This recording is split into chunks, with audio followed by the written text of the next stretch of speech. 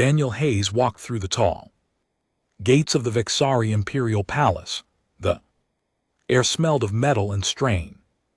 Flour, his shoes made soft sounds on the smooth black stone floor. He wore a dark suit from earth with a thin red sash across his chest. The sash was a gift from the human diplomats. It showed he came in peace. Around him the palace was huge, high walls of clear crystal, let in bright blue light from Vexara. Prime's two sons, tall pillars stood like silent guards, servants in silver. Robes moved quickly, carrying trays of glowing drinks. Everyone stared at Daniel. He was not tall, he was not wide. His brown hair was cut short and his face looked calm. No scars showed on his skin, no armor covered his body. To the Vexari nobles watching from the sides, he looked small and weak. The great hall opened in front of him. Hundreds of Vexari stood in rows. Their bodies had hard green and blue scales that shone like oil on water. Long tails moved slowly behind them. Sharp claws clicked when they moved their hands. Each noble wore heavy robes with gold threads and carried a long curved blade. At the hip, at the far end on a raised platform, stood Princess Lara Voss. She was the daughter of the emperor. Her scales were a deep silver color, brighter than the others. A thin crown of black crystals sat on her head. Her yellow eyes watched Daniel without blinking. She did not smile, she did not frown, she just looked. Daniel stopped at the bottom of the steps. He bowed. Once slow and polite, the hall became quiet for a moment. Then a low laugh started from the back. A tall noble stepped forward. His name was Lord Carr. His scales were dark red and a long scar ran across his left cheek. He wore more gold than anyone else. His voice was loud and sharp. So this is the human Groom, Lord Carr said. He looked down at Daniel like he was looking at a small bug. They sent us a soft thing with no claws, no scales, no strength. How funny. More laughs came from the crowd. Some nobles slapped their tails on the floor. Others showed sharp teeth and wide smiles. Daniel did not move. He kept his hands at his sides. His face stayed calm. Another noble, a female with bright purple scales, spoke next. Look at his skin. It tears so easily. One scratch and he bleeds. How can such a creature stand next to our princess? The laughter grew louder. Someone shouted, he will faint before the ceremony ends. Daniel looked up at Lara. She stood very still. Her face showed nothing, but her tail moved just a little side to side.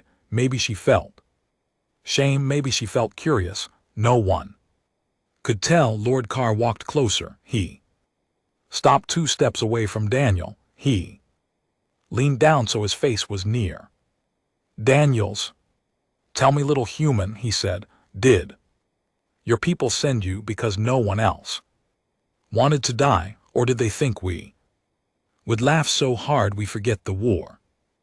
Daniel answered in a quiet voice, they sent me because I asked to come. Hall went quiet again. Then it exploded with more laughter. He asked. One noble shouted, he asked to be killed. Lord Carr straightened up. He turned to the crowd and raised his arms.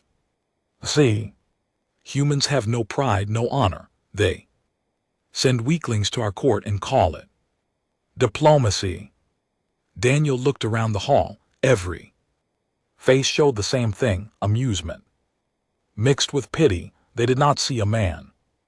They saw a joke. The High Chancellor stepped forward. He was older, with gray scales and slow movements. He carried a long staff topped with a glowing red stone. When he spoke, everyone became quiet. The marriage is part of the Treaty, the Chancellor said, humanity. And the Vixari Empire will join as one. But first the Groom must prove his worth. He looked at Daniel. This is our way. The Groom faces a champion in the circle of blades. Only bladed weapons are allowed. No fire guns, no energy shields. If the Groom wins, the marriage goes forward. If he loses or if he refuses, the union ends, and perhaps the peace ends too. The nobles started to murmur. Some smiled wider. They liked this part. Lord Carr stepped into the open space in the middle of the hall. The floor there was marked with a wide silver circle. He drew his sword. It was long and curved with a faint blue glow. Along the edge, the blade looked sharp, enough to cut light itself. I will be the champion, Lord Ka said. I will show this human what real strength looks like. He swung the sword once in a fast circle. The air made a soft whistle. The nobles cheered. Daniel stood still. He looked at the sword, then he looked at Lord Carr's face, then he looked at Lara. Again, Lara's yellow eyes met his. For the first time she moved. She took one small step forward on the platform. Her voice was clear and calm when she spoke. Do you accept the challenge, Daniel? Hayes, the hall waited. Every eye was on him. Daniel took a slow breath. He reached inside his coat with his right hand. When he pulled it out, he held a black sheath. Inside the sheath was the handle of a sword. The handle was simple, wrapped in old black cloth. No gold, no jewels, no glow, just a quiet, plain thing. The nobles looked at it and laughed again. That toy, Lord Carr said. You bring a museum piece to fight me? Daniel did not answer right away. He tied the sheath to his belt. Then he looked up at Lord Carr. I accept, Daniel said. The laughter stopped for a second, then it came back twice as loud. He will die fast, one noble said. His blood will stain the floor. Another added. Lara watched Daniel. Her tail stopped moving. Her claws pressed against her robe. She did not know what to think. This human was strange. He did not shake. He did not shout. He just stood there ready. The Chancellor raised his staff. The red stone glowed brighter. The circle is ready, he said. The trial begins when the Groom steps inside. Daniel looked around one last time. He saw the tall nobles. He saw their blades. He saw their smiles. He saw Lara. Then he walked forward. His steps were slow and even. He crossed the silver line and stood in the center of the circle. Lord Carr smiled wide. His teeth shone. Say your prayers, human, he said. You will need them. Daniel pulled his sword halfway out of the sheath. The blade caught the light. It was straight, not curved. It was thinner than the Vixari weapons, but it looked very sharp. He pushed it back in. I'm ready, Daniel said. The hall filled with cheers and jeers. The nobles leaned forward. They wanted to see blood. Lara stayed on the platform. Her eyes never left Daniel. The Chancellor lowered his staff. The trial was about to start. Silver circle on the floor glowed softly. Under the bright lights, Daniel Hayes stood in the middle. His suit was still clean except for the thin red sash. Lord Carr stood opposite him, sword already drawn. The blade caught every ray of light and threw it back like blue fire. The noble's tail flicked with excitement. His yellow eyes narrowed in joy. The High Chancellor raised his staff once more. The red stone at the top pulsed. The rules are simple, he said in a deep voice. Only blades, no tricks, no help from outside. The fight ends when one yields or when one cannot fight anymore. The princess watches, the empire watches, begin when ready. Nobles pressed closer to the edge of the circle, their scales rustled like dry leaves, some held drinks in clawed hands, others whispered bets, most thought the human would last less than a minute. Lord Carr laughed low in his throat. I will make this quick, soft skin, one good cut and you fall, then we send your body back to your little blue world in a box. Daniel did not answer. He stood with his feet apart, hands loose at his sides. The black sheath hung from his belt. The handle of his sword looked old and plain next to the shining Vixari weapon. Lara Voss stayed on the raised platform. She gripped the edge of the stone rail. Her silver scales gleamed, but her face stayed still. Inside, her heart beat faster. She had seen many duels. None had ever involved a human. She wondered if Daniel knew what he faced. She wondered if he was afraid. A noble near the front shouted, "Come on, ape, show us your toy sword." More laughs followed. Someone threw a small coin into the circle. It rolled and stopped near Daniel's foot.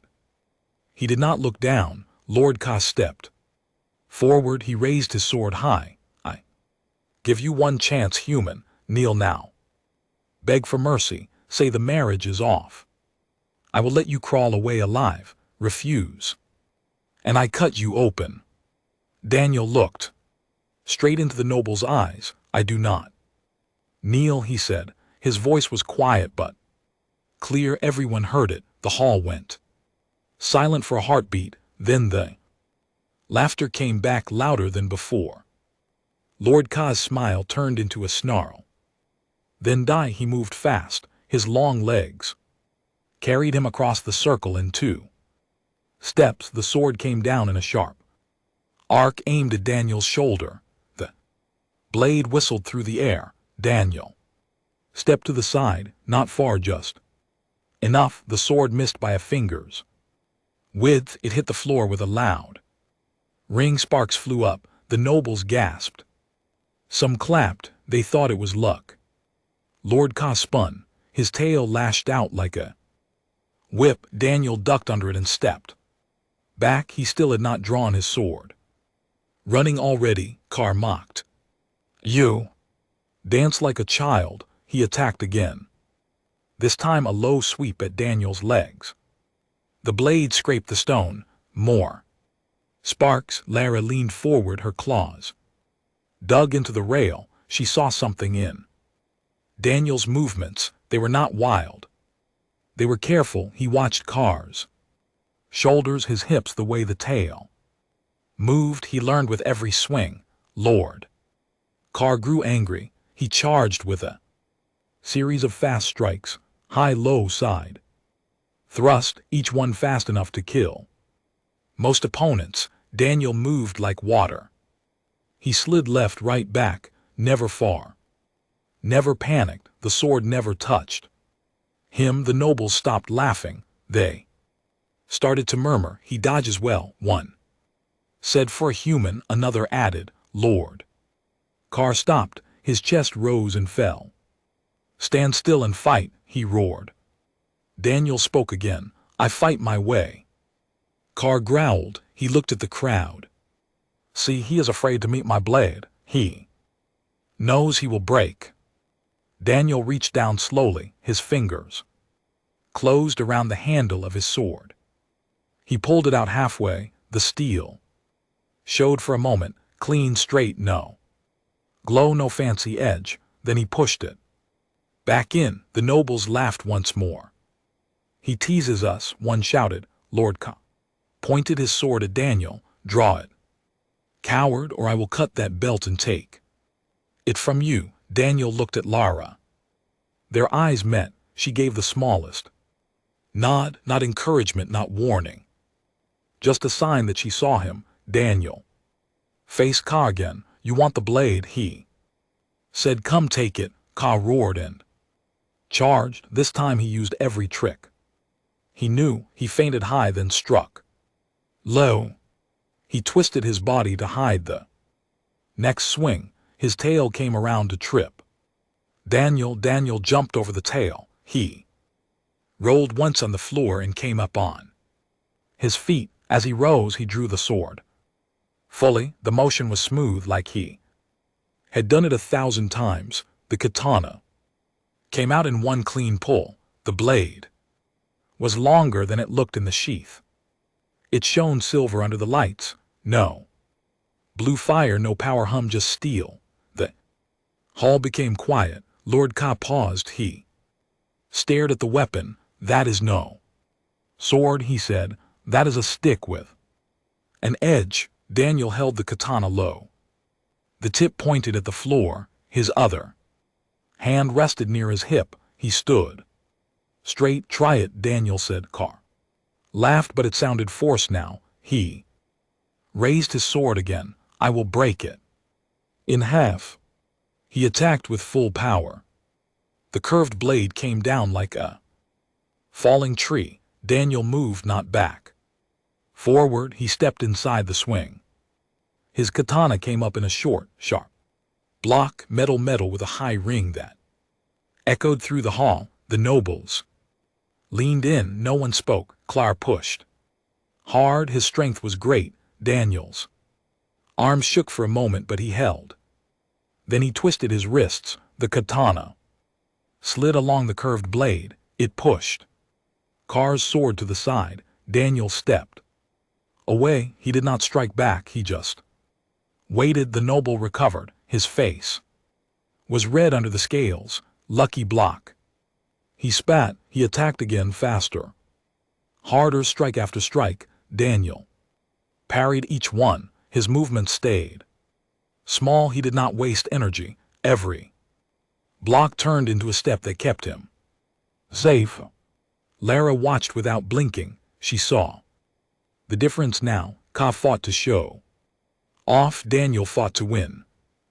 Purple-shelled noble next to her whispered, he is not weak. Lara did not answer, but her tail curled slowly.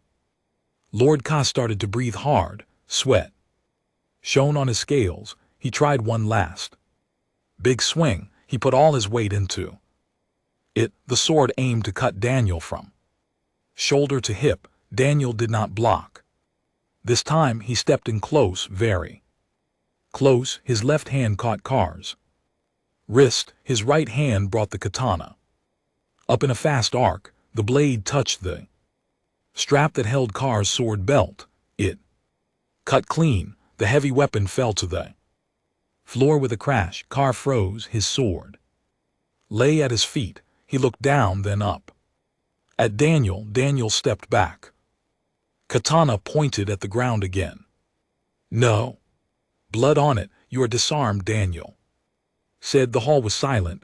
No laughs, no cheers, just shock. Lord Carr looked at his empty hands, then at the fallen sword. His tail dropped. The Chancellor raised his staff. The champion is disarmed, he said slowly, but the trial is not over. The groom must face any who challenge him until none step forward. A new noble stepped out from the crowd. His scales were black as night. He drew his blade. I will take his place, he said. Another followed. Then another. Daniel looked at them. He did not smile. He did not frown. He raised his katana once more. Lara's eyes grew wide. She felt something new inside her chest. Not pity, not duty, respect. The fight was far from finished. Word count approximately 1,200. The halls stayed quiet after Lord Carr's sword hit the floor. No one cheered. No one laughed. The black-scowled noble who stepped forward first looked at the fallen weapon. Then he looked at Daniel. His name was Lord Varric. He was younger than Ka, with sharper claws and a thinner tail. He drew his own sword slowly. It had a red glow along the edge. The blade hummed softly. I will not fall so easy. Lord Ver said, his voice carried across. The circle you got lucky once, it ends. Here Daniel stood in the center, his katana rested low in his right hand. The blade pointed down, a few drops of sweat ran down his face, but his breathing stayed even. Small cuts on his arms bled. Slowly, red lines stained the white cuffs of his shirt. He did not wipe them away. The High Chancellor nodded once. The trial continues. Step into the circle, Lord Varrock.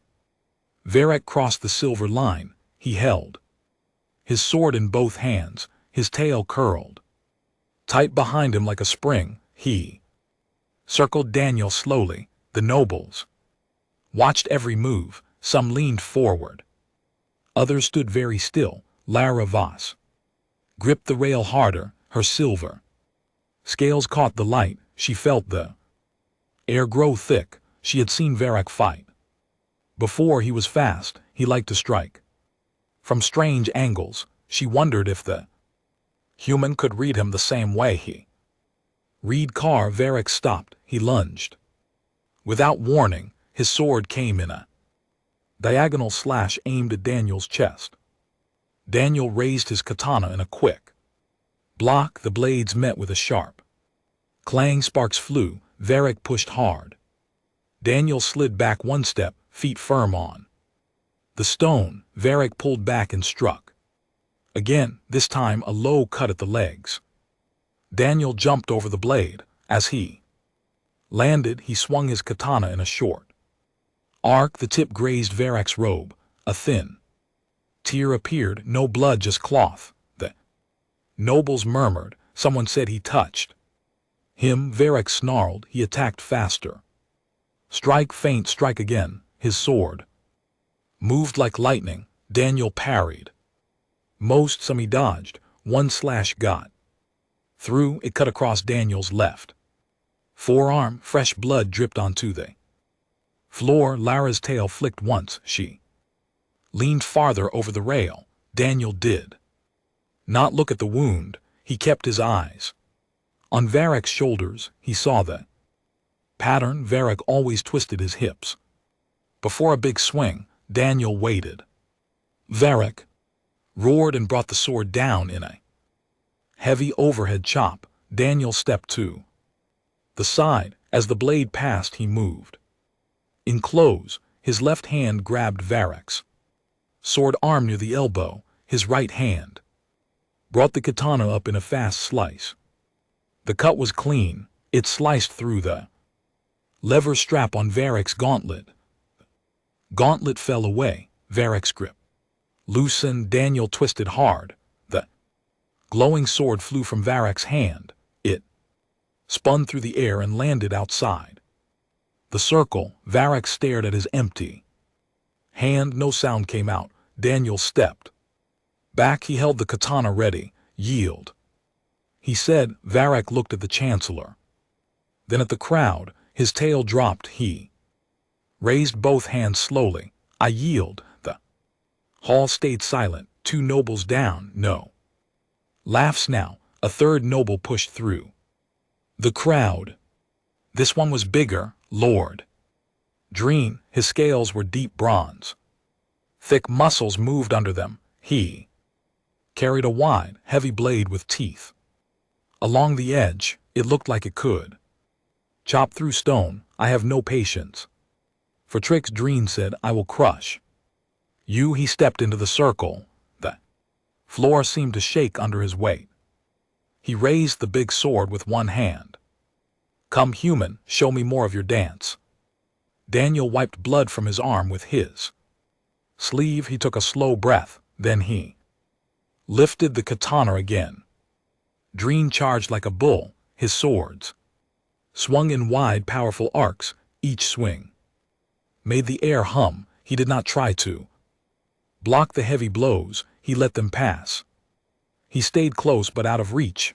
Drayon laughed. You run again. Face me. Daniel waited. Draken swung high. Daniel ducked as Drayon pulled the sword back. Daniel stepped in. His katana flashed. It cut the strap on Draen's shoulder. Guard, the heavy plate fell. Draken staggered from the sudden loss of weight. Draken swung again, angry now.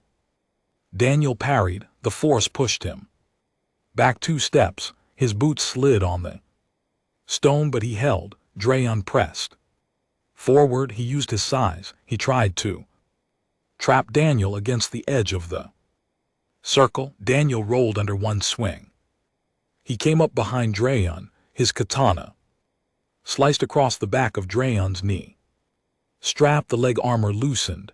Draken stumbled. The big noble turned fast. Too fast. He overbalanced. Daniel moved in. A quick upward cut. The katana caught the belt that held Draen's main sword sheath. The heavy blade dropped to the floor with a loud crash. Draken looked down, then up at Daniel. His chest rose and fell hard. He raised his fists. I still have claws. Daniel shook his head. The rules say blades. You have none left. Draken stared. Then he stepped back. He raised his hands. I yield. 3 down. The nobles whispered now. Not in mockery, in surprise. Some looked at Lara. She stood straight. Her yellow eyes stayed on Daniel. Something changed in her face. Not a smile, but the hard line of her mouth softened. A 4th noble stepped forward. Lady Sierra. Her scales were pale green. She moved with grace. Her sword was thin and straight, like a needle. She smiled as she entered the circle. You fight well, human, she said, but I am not like the others. I do not swing hard. I strike where you cannot see. She held her sword low. Her tail swayed slowly. Daniel nodded once. He changed his stance, feet wider, katana higher. Lady Sierra moved first. She darted in low, her blade aimed at Daniel's side. He blocked. She pulled back and struck from the other side. Daniel parried again. She was fast, faster than the males. Her strikes came from odd angles. Daniel matched her speed. His katana moved in small circles. He blocked, deflected, never let her close enough to cut deep. A thin line appeared on his cheek. Blood trickled down. He ignored it. Sir smiled wider. You bleed well, Daniel answered. With action he stepped forward. His katana flicked out. It caught her blade. Near the tip he twisted. Her sword spun away. It landed near the others. Sierra froze. She looked at her empty hand, then at Daniel. He lowered his katana. Yield. She looked around the hall. Every eye was on her. She raised her hands. Slowly. I yield. The circle was quiet. 4 challengers, 4 disarmed. Daniel stood in the middle, blood on his face, blood on his arms, his suit torn in places, but he stood straight. The nobles stared. No one moved to challenge. Next, Lara stepped down from the platform. Her feet made no sound on the steps. She walked to the edge of the circle. Her yellow eyes met Daniel's brown ones. For the first time she spoke directly to him. You fight like no one I have seen. Daniel looked at her. I fight to protect what matters. The chancellor cleared his throat. His voice shook a little. The challengers are done. No more step forward. A groom has proven his worth. The hall stayed silent. Then a low sound started. Not laughter, not jeers. A slow clap from one noble, then another, then more. Daniel sheathed his katana. The blade slid home with a soft click. He looked at Lara. She stepped across the silver line. She stood close to him. Her scaled hand reached out. She touched the cut on his cheek gently. The nobles watched. Some looked away. The mockery was gone. Something new had taken its place. Word count approximately 1,200.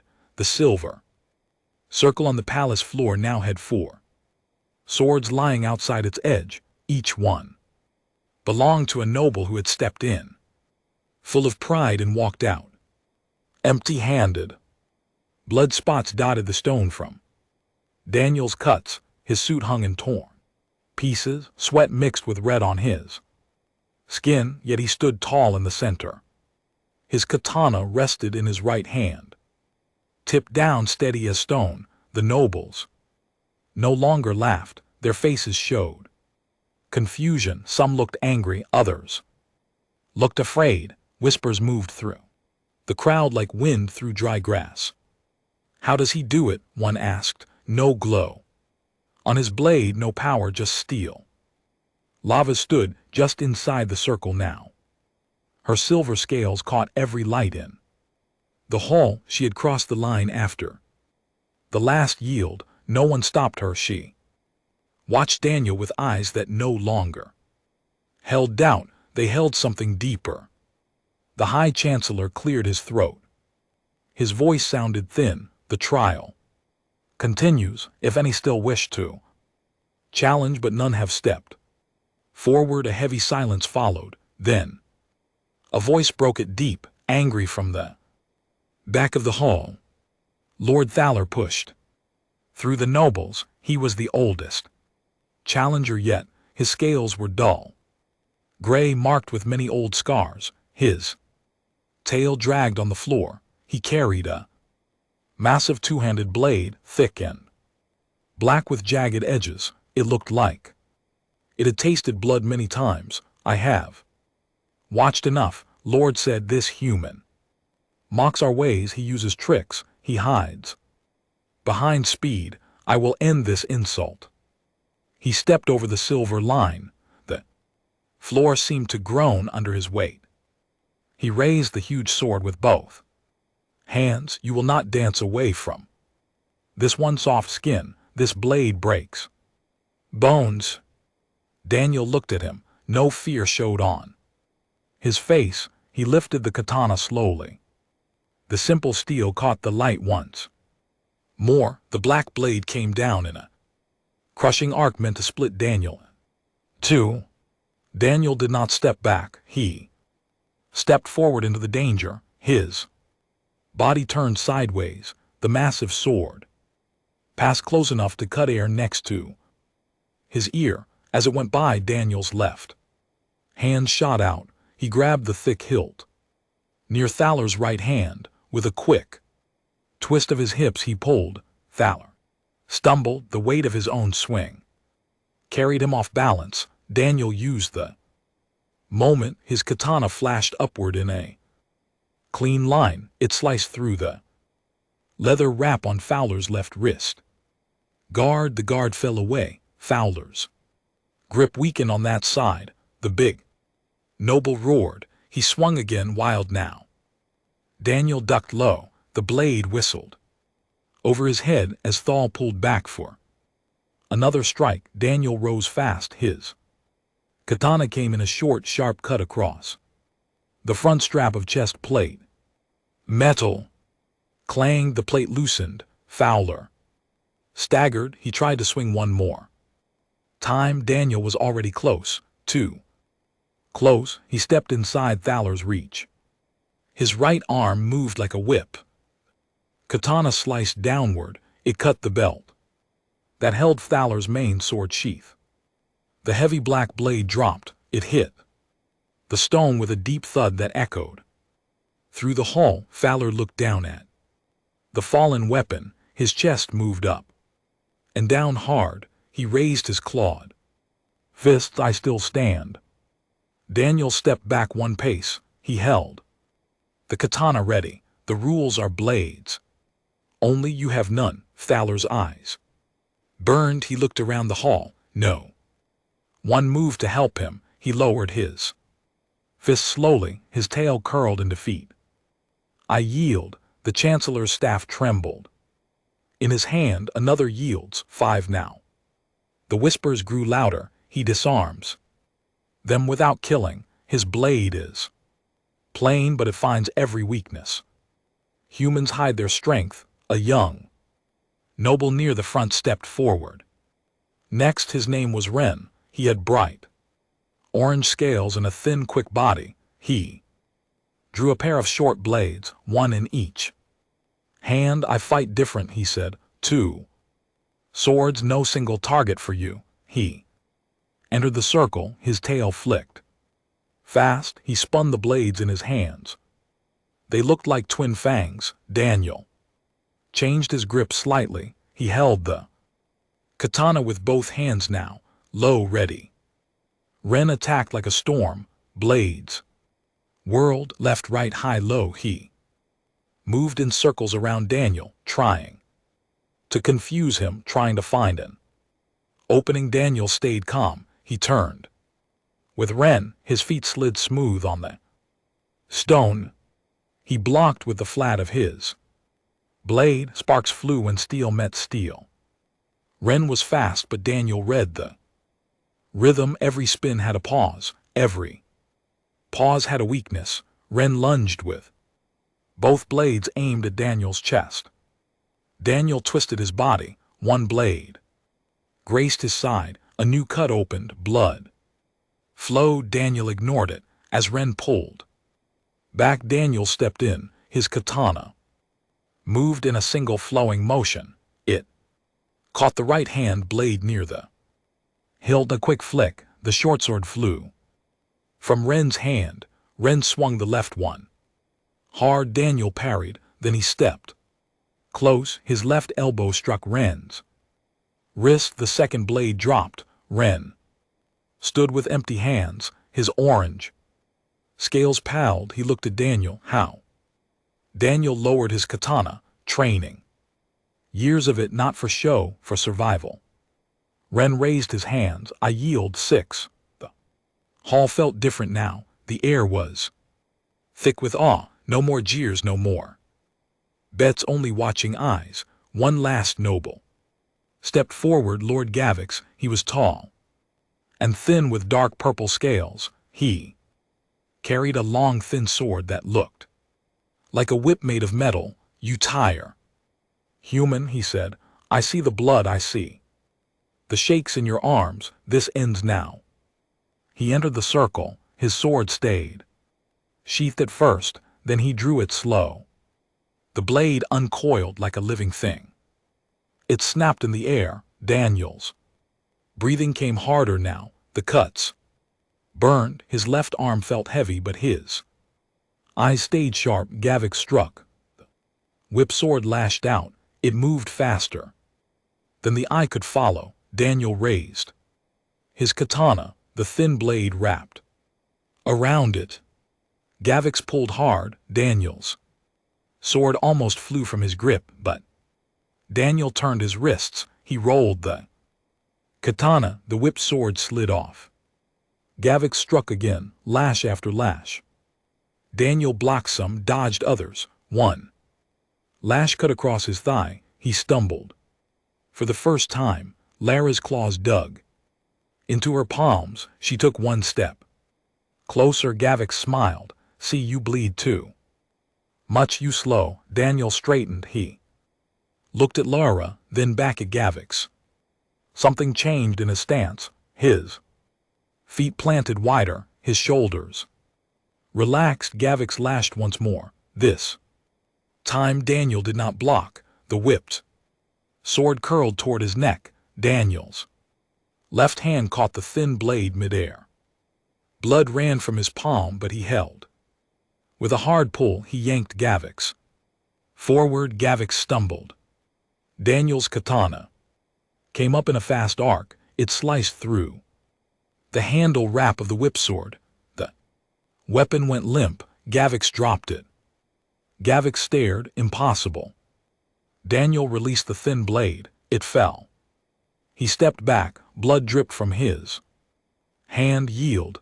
Gavix looked at the fallen sword, then at the silent hall. He raised his hands. I yield. 7. Challengers all disarmed, all defeated. The Chancellor lowered his staff. His voice cracked. No more come forward.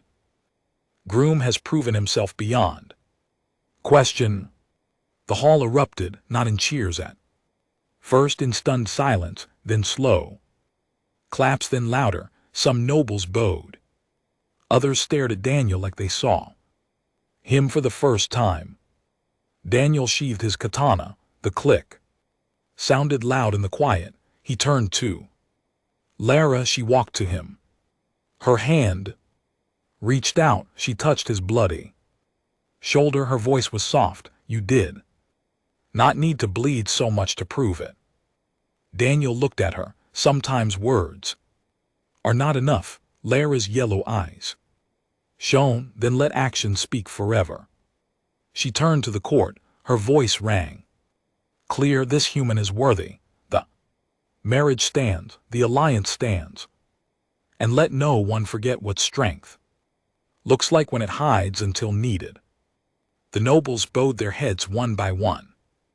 Daniel stood beside her, tired, wounded, but unbroken. The mockery was dead. Respect had taken its place. The great hall of the Vixari imperial palace felt different now. The air was thick with silence at first, then the slow claps started, one noble, then two, then many. The sound grew until it filled every corner of the crystal walls.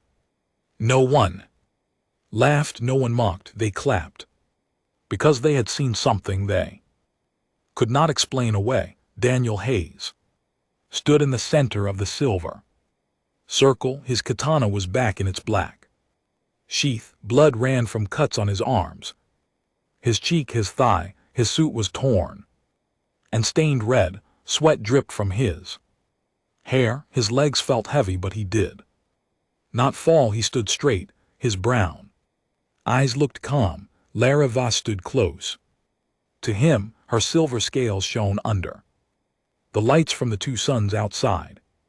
She had crossed the circle line. No one dared tell her to step back. Her yellow eyes stayed on Daniel. They no longer looked cold or distant. They looked warm, full of something new. The High Chancellor raised his staff one last time.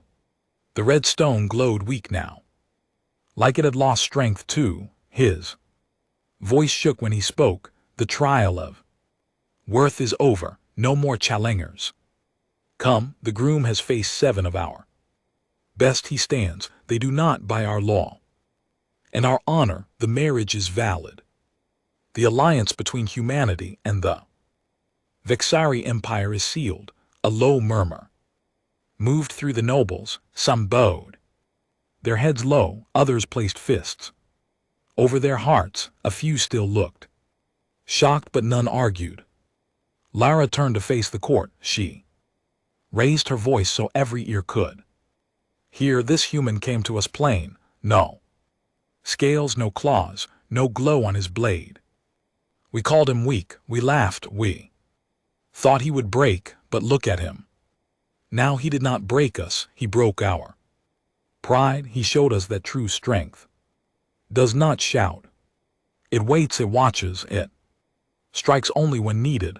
Let this day be remembered. Let no Vixari ever forget. Humans are not soft. They are steel wrapped in skin. The claps came again, louder this time. Some nobles shouted words of respect in their old tongue. Others repeated her words in whispers. Steel wrapped in skin. Daniel looked at Lara. He spoke quietly, so only she could hear. I did not come to break anyone. I came to keep the peace for both our people. Lara's tail curled gently. She reached out. Her scaled fingers touched his bloody hand. She did not pull away from the red on his skin.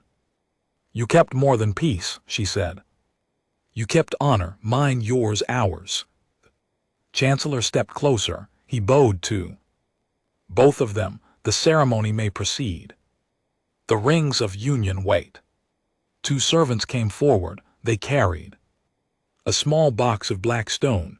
Inside were 2 rings. One was silver like Lara's scales. The other was plain steel, simple and strong, made on earth for this day. Lara took the steel ring First, she held Daniel's left hand, her claws were careful, she slid the ring onto his finger, it fit perfectly. Then Daniel took the silver ring, he held her hand, her scales felt cool and smooth. He slid the ring onto her finger, it shone against the silver of her skin. The Chancellor spoke the final words, by blade and by bond you are joined, let no force break what honor has made. The hall answered with one voice, honor holds. The claps turned into cheers. Real cheers this time, not forced, not polite, true. Daniel looked around. He saw faces that once laughed at him, now they looked at him with respect, some even with fear. He did not like the fear, but he understood it. Lara took his arm, she led him out of the circle. The nobles parted for them, no one blocked their way. They walked to a side door, it led to a quiet balcony that looked over the palace gardens. The two suns were setting, the sky turned deep purple and gold, strange flowers glowed. In the dark below, they stopped at the rail, the noise from the hall faded. Behind them, Lara spoke first. I agreed to this marriage for duty, for the treaty, for my people. I did not expect this. Daniel leaned on the rail, his body hurt, but the pain felt far away. Now, I came because I believed in peace, he said, and because I wanted to show that humans can stand equal, not beg, not bow, just stand. Lara looked at him. Her tail moved slow. You stood more than equal, you stood above, but you did not use it to crush us, you used it to teach us. Daniel gave a small smile, the first real one since he entered the palace. On Earth we have a saying, the quiet one in the room is often the most dangerous. Not because he wants to hurt, but because he knows how. Laura tilted her head. You were quiet, very quiet. I had to be. Words would not change there. Mine's only action. She touched the cut on his cheek again. This time she pressed a soft cloth from her robe to it. You bled for us, for me. Daniel shook his head. I bled because I chose to fight fair. Your rules, your circle. I could have refused. I could have run. But then the peace would break and more would bleed later. Lara looked out at the gardens. My father always said humans were clever but weak. He was wrong about the weak part. Daniel followed her gaze. Your people are strong too, in different ways. You have history, you have honor, you have pride. We have that too, just hidden. Sometimes they stood quiet for a while. The suns dipped lower, stars began to show. Lara turned to him. What happens now? Daniel Hayes, he looked at her. We build the alliance, trust, maybe more. She smiled. It was small but real. Maybe more. She stepped closer. Her scaled hand found his. Their rings touched. Steel on silver. Behind them, the hall doors opened. Servants came with water and clean cloths. A healer followed. The healer bowed low. For your wounds, honored Groom, the healer said. Daniel nodded. Thank you. The healer worked fast. He cleaned the cuts. He put salve on them. The pain eased. Laura watched every move. She did not leave his side. When the healer finished, Daniel stood taller. The blood was gone from his face. The tears in his suit still showed, but he looked less broken. Lara spoke to the healer. Bring fresh clothes, something simple like his. The healer bowed and left. Daniel looked at her. You do not need to do that. I want to, she said. You wore our shame today. Now wear our respect. The fresh clothes came, a simple black robe with silver threads, no heavy armor, no gold, just clean and strong. When he came out, he looked like himself again, quiet, Steady, Lara took his hand once more. Come, the feast waits, they will toast. Us now, not mock us. They walked back. Into the hall together, the nobles stood. When they entered, every one of them, they raised their glasses, the glowing drinks caught the light. Lord Carr stepped forward, his sword was back at his hip but his head was low. I judged wrong, he said. I offer my apology and my blade if you ever need it. Daniel looked at him. No blade needed, just respect, that is enough. Calor bowed deeper, the other nobles followed. One by one they spoke words of honor. They offered friendship. The feast began. Music played, soft strings and deep drums. Food came on large trays, strained meats, bright fruits, drinks that tasted like fire and honey. Daniel sat beside Lara at the high table. They ate little. They talked more. He told her simple things, blue oceans, green forests, cities that touch the sky. She listened like a child hearing stories. For the first time, he asked about Vixara. She told him of old wars, of emperors who ruled with iron, of peace that came hard. They laughed once, a small laugh, when she said his katana looked like a farmer's tool. It is, he said, but a sharp one. Night grew deep, the feast slowed. Nobles left in small groups. Some stopped to bow. Before they went, the chancellor came last. The alliance is strong now, he said, because of you both. Daniel nodded. Because we both chose to stand. The chancellor left. Lara and Daniel walked to the balcony again. The stars were bright now. She looked up. Our worlds are far apart, but tonight they feel close. Daniel looked up too. Closer than before. She turned to him. Will you stay, not just for duty, but for this? He met her eyes. I will stay. For peace, for honor, and maybe for more. She smiled wider. Then let us begin. They stood together under the stars, two different peoples, one new bond. The palace slept, but the story of the human groom who drew his blade would live forever. It would be told to children, to warriors, to anyone who thought humans were weak. And every time it was told, the ending stayed the same. He drew his blade and the galaxy listened.